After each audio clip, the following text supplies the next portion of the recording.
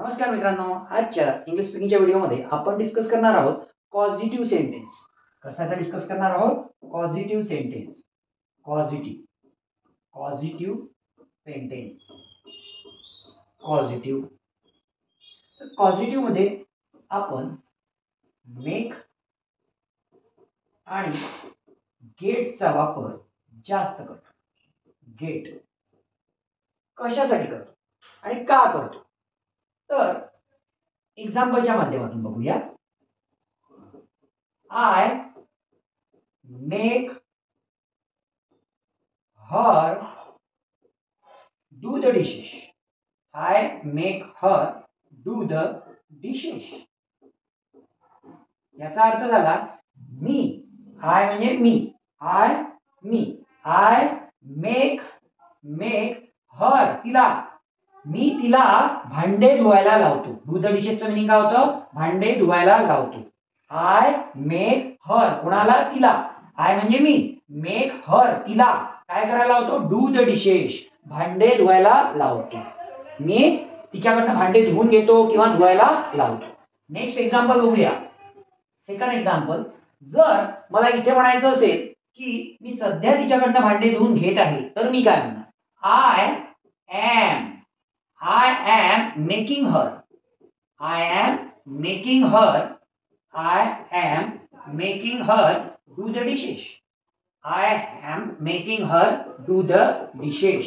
मी सध्या तिच्याकडनं भांडे धुवून घेत आहे. सध्या क्रिया चालू आहे. सध्या मी तिच्याकडनं भांडे धुवून घेत आहे. I am making her do the dishes. Next example बघूया. I was. इथे मी एम च्या ठिकाणी आता वॉज ठेवले. आय वॉजचं मीनिंग काय होईल मग? आय वॉज म्हणजे होतो. आय वॉज मेकिंग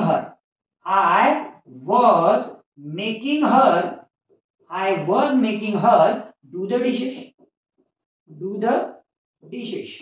मी तिच्याकडनं भांडे धुवून घेत होतो. ही क्रिया चालू होती. मी तिच्याकडनं भांडे धुवून घेत होतो. नेक्स्ट, जर मला म्हणायचं असेल फ्युचर मध्ये मी तिच्याकडनं भांडे धुवून घेत असेल, मी कोणतं काम करून घेत असेल तर मी कसं म्हणणार? I will be making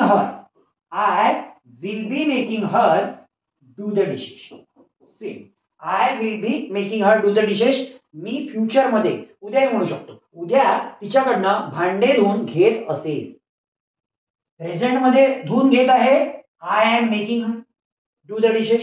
past मध्ये घेत होतो, कोणतं काम करून घेत होतो? I was making her do the dishes. Future मध्ये करून घेणार. I will be making her do the dishes. सध्या करून घेतोय. I make her do the dishes. करवतोय. माझी हॅबिट आहे. रोज करून घेतो, डेली करून घेतो तर मी आय मेक यूज करतो.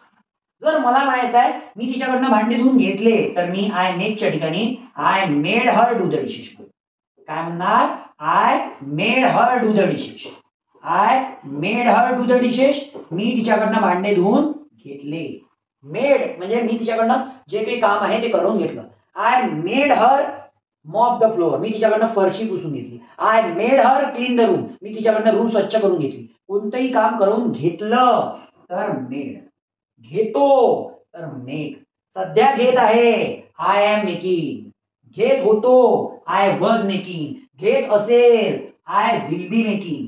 आणि फ्युचर मध्ये घेईल तर आय विल मेक. फ्युचर मध्ये मी तिच्याकडनं कोणतं काम करून घेईल? आय विल मेक हर जे काही काम करून घेईल ते work. I will make her do the dishes. I will make her mop the floor. I will make her repair my car. I will make her wash my car.